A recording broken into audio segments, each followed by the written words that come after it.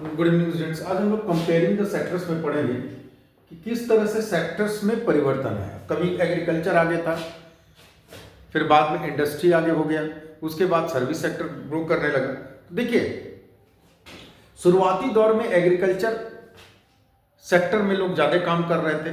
धीरे धीरे एग्रीकल्चर में नए नए मेथड्स अपनाए गए, इंडस्ट्री में से नए नए चीज़ें बनी, नए नए तरह के इक्विपमेंट बने एग्रीकल्चर में, जिनका प्रयोग हुआ और एग्रीकल्चर काफ़ी ग्रो किया।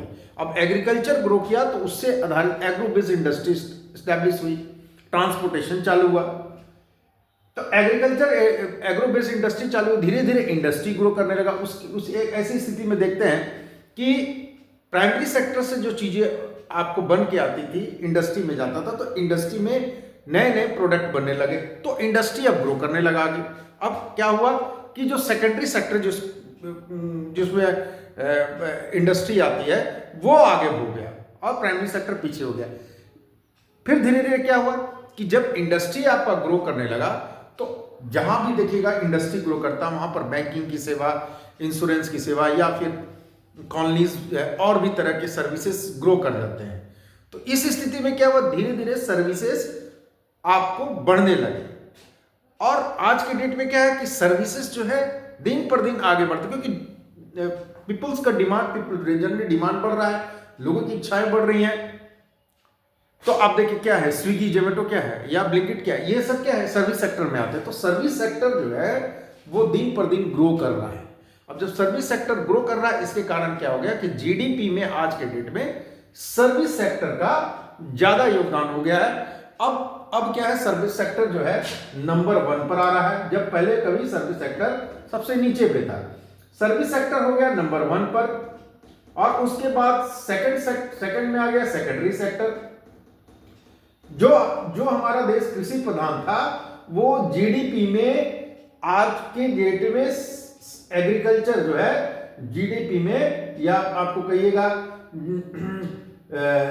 ये एग्रीकल्चर सेक्टर जो है ये आपको जीडीपी में सबसे नीचे योगदान दे रहा है।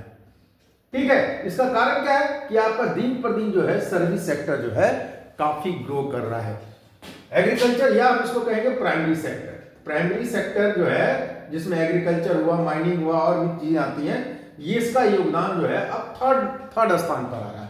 अब सर्विस सेक्टर जो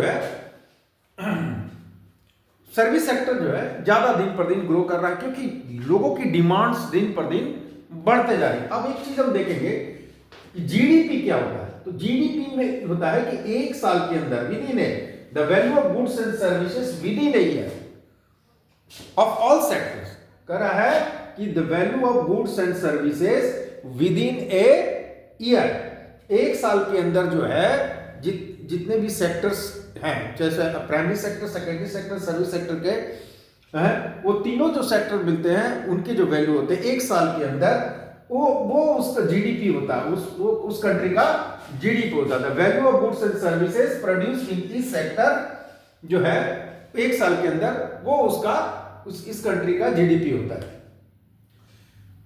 तो अब देखिए, इसमें देख रहे हैं कि सर्विस सेक्टर जो है ज्यादा ग्रो कर रहा है बनिस्बत की सेकेंडरी या प्राइमरी सेक्टर। इस तरीके से हम देखते हैं। अच्छा, ये हम ये नहीं कर सकते हैं कि सर्विस सेक्टर को हम ग्रो कर रहा है तो ये सेक्टर सेकेंडरी और एग्रीकल्चर को नजरअंदाज कर दे, या कोई गवर्नमेंट इसको नेग्लेक्ट करे। ऐसा नहीं हो सकता, क्योंकि these are the base of service. Agriculture and secondary are the base of service sector. ये जो है एग्रीकल्चर और या प्राइमरी या सेकेंडरी सेक्टर जो है सर्विस का बेस है। अगर हम प्राइमरी सेक्टर में जैसे माइनिंग हुआ, ये सब अगर नहीं होगा तो कैसे हमारा इंडस्ट्री ग्रो करेगा। जब इंडस्ट्री ग्रो नहीं करेगा तो हमारा सेकेंडरी सेक्टर कैसे ग्रो करेगा। उसी तरह से अगर मेरा जहां सेकेंडरी सेक्टर ग्रो करेगा, हमारा इंडस्ट्री ग्रो करेगा, तो हमारे सर्विसेज भी बढ़ेंगी। हमारी जितनी भी इंडस्ट्री ग्रो करेगी, तो इंडस्ट्री ग्रो करेगी तो क्या होगा, सर्विसेज, वहां हॉस्पिटल खुलेगा, वहां स्कूल खुलेंगे, उस इंडस्ट्री के चारों तरफ बैंक खुलेंगे, चार्टर्ड अकाउंटेंट, बहुत तरह की चीजें जो आपको जो ह्यूमन रिसोर्स, ये सब जो सर्विस सेक्टर में आते हैं, ये सर्विसेज बढ़ने लगेगी। तो हम देख रहे हैं कि secondary and primary sector are the base of service sector. ये आधार है। अगर ये सेकेंडरी और प्राइमरी सेक्टर आपका उस पर अगर नेग्लेक्ट किया गया, उस पर ध्यान नहीं दिया जाएगा, तो आपका ये जो सर्विस सेक्टर जो ग्रो कर रहा है वो भी ग्रो करना कम हो जाएगा। तो ये दोनों बेस है हमारा। तो ये नहीं कह सकते हैं कि हमारा सर्विस सेक्टर ग्रो कर रहा है तो इन सेक्टर को हम एग्रीकल्चर पर क्यों सब्सिडी गवर्नमेंट देता है? इसीलिए देता है ना कि ये मेरा बैकबोन है, हमारे कंट्री का एग्रीकल्चर बैकबोन है। इस पर आज भी जो है बहुत सारे आज भी लोग अनस्किल्ड जो लोग हैं एग्रीकल्चर सेक्टर पर ज्यादा डिपेंड है। और उसका कारण यह है कि सर्विस सेक्टर में जनरली स्किल्ड लोग का एम्प्लॉयमेंट होता है और अनस्किल्ड लोग कहां जाएंगे? तो जो स्किल्ड नहीं है, जो केवल वर्क हार्ड वर्क कर सकते हैं, तो ये आज के तो एग्रीकल्चर सेक्टर में या इन सब चीजों में जाएंगे। इसलिए अभी भी आज के डेट में हमारे यहाँ एग्रीकल्चर में लोग ज्यादा काम कर रहे हैं। और इस सेक्टर को अगर नेग्लेक्ट कर दें हम, या हम प्राइमरी सेक्टर को नेग्लेक्ट कर दे, तो हमारा जो बैकबोन है वो गड़बड़ा जाएगा। इसीलिए गवर्नमेंट को तीनों सेक्टर पर ध्यान देना पड़ता है ताकि हमारा जो है जीडीपी अच्छी तरीके से ग्रो कर सके। तो आज के डेट में इतना ही। Sectors of the Indian economy हम लोग में कंपेयरिंग द 3 सेक्टर्स, तीनों सेक्टर के बारे में पढ़ा।